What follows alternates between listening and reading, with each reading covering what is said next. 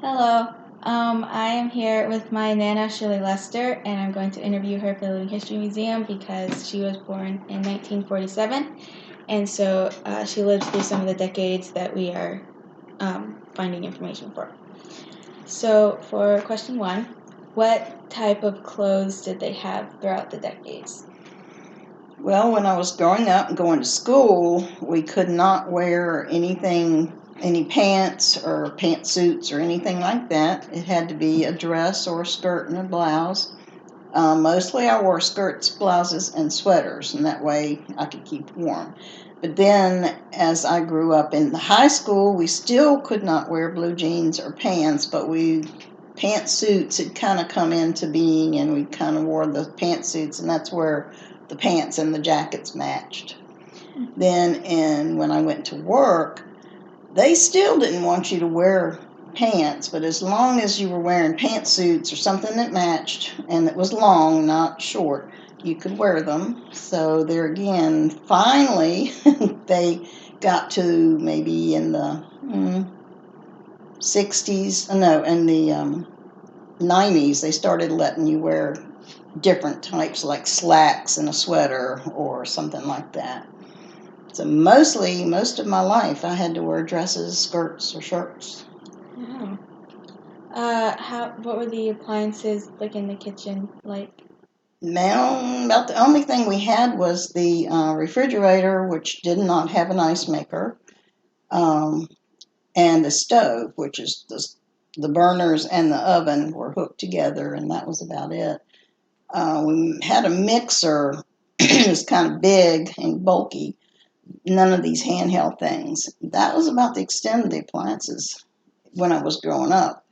Then in the maybe 80s, early 80s, microwaves came into being, and my mom, I remember her getting one, and it was huge. And then I remember also she got a dishwasher with her house when they bought that house in the 70s. There was a dishwasher in it, so we did have a dishwasher other than me, who did it before. What was entertainment like throughout all of the decades? Mostly we had like black and white televisions when I was growing up, and we all did that, watched TV as a family mostly. Occasionally we'd go out to the movie theater, and at that time most things were just like westerns and stuff like that. But it evolved into more types of entertainment with concerts and different shows on TV. Color TV came into being. When did color TV come? That was probably in the, I don't know, maybe late 70s, early 80s, maybe even later than that. I can't really remember, but I know the first one we got, it was a huge TV. It wasn't any of these small flat screens now. And remote controls did not come into being until much, much later, because my brother and I were the remote control people that we had to turn all the channels for our parents. When you were growing up, did women work or did they normally stay at home?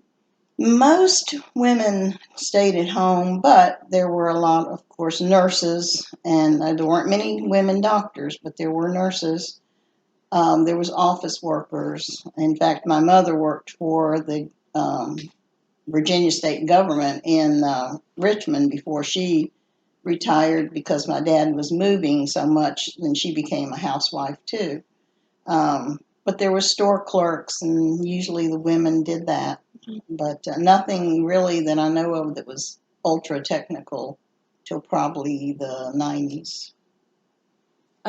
Did you ride the bus or walk to school? I rode the bus a lot in my high school, but in the elementary schools, we lived close enough to where we walked. And in the elementary I went to in Alexandria, Virginia, I was the first girl patrol person, so I got to stop the cars and wear this thingy jacket. Yeah. Um, was it popular for women to drive? Not a lot of women did, but it was becoming more and more prevalent when the husband had to work all day, and then the mom had a lot of kids and needed to take the car. She would usually take the husband to work and then take care of the kids and then go back and pick up the husband because you really didn't have two cars.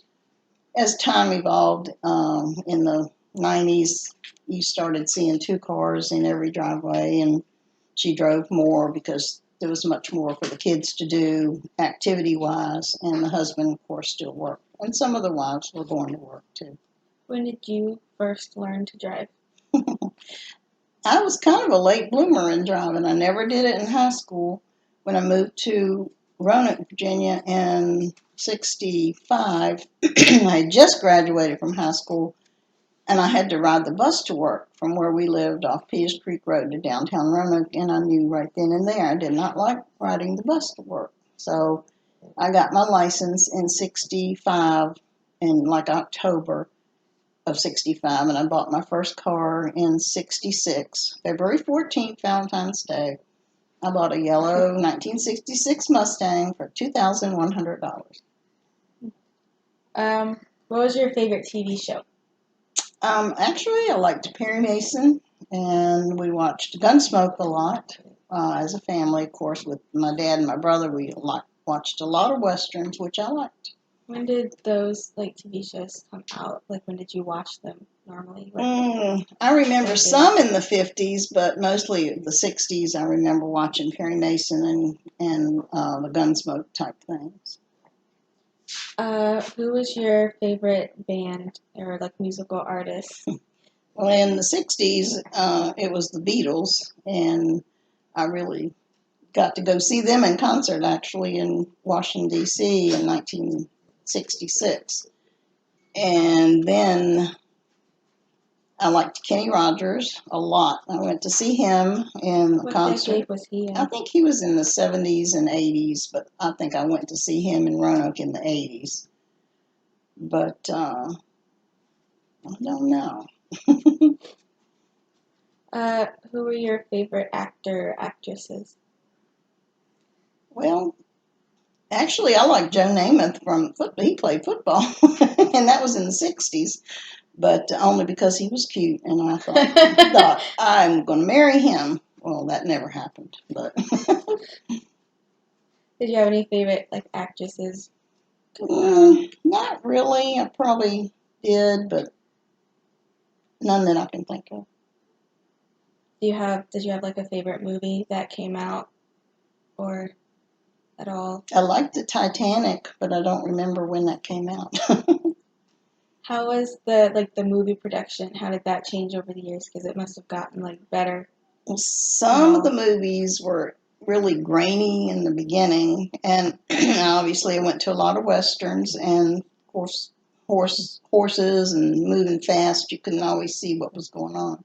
But over the years, you started having more close-up scenes and less westerns and more stories with movies with a storyline, and that helped because I liked them better. What was it like being a single mom in the 70s and 80s? It was very hard. I ended up having to work not only my full-time job, but a part-time job as well because the ladies of the 70s and 80s were not paid very much. They never got as much as the men did, and it was really hard. Because I didn't go to college, I didn't have the degree, but they really didn't look for that in the early part of the 70s when I started working. But as I progressed and stayed at the same job and learned to do more, my salary grew, and I was able to put it together a little bit better. But it was still difficult because there was a lot that I had to learn to do that normally men would do. What type of jobs did you have? Worked at First National Exchange Bank for 33 years, which is now Wells Fargo, but it wasn't as a teller, it was in the trust department. So that was working with the financial monies of, I won't say rich people, but they were rich people, but other people too, just managing their money. And I was the assistant, so I took care of all the background work. So, like money wise, did things got more expensive throughout the years. Yes. What was it like when you were younger, and then now how the In 1965, when I started working at the bank, I made $220 a month. And when I retired from the bank, I was making like $31,000 a year. It's not a really huge gain when you look at the scheme of things because everything did go up. yeah? Anything. But we, as a family with you and me, we didn't do a whole lot, but we did what we could. What are some of the biggest changes that you noticed throughout the decades? Everything got more technical, very technical. Women started going into different fields with doctors and lawyers and nurses or things like that. They just evolved more. Thank you. You're welcome. I'm done.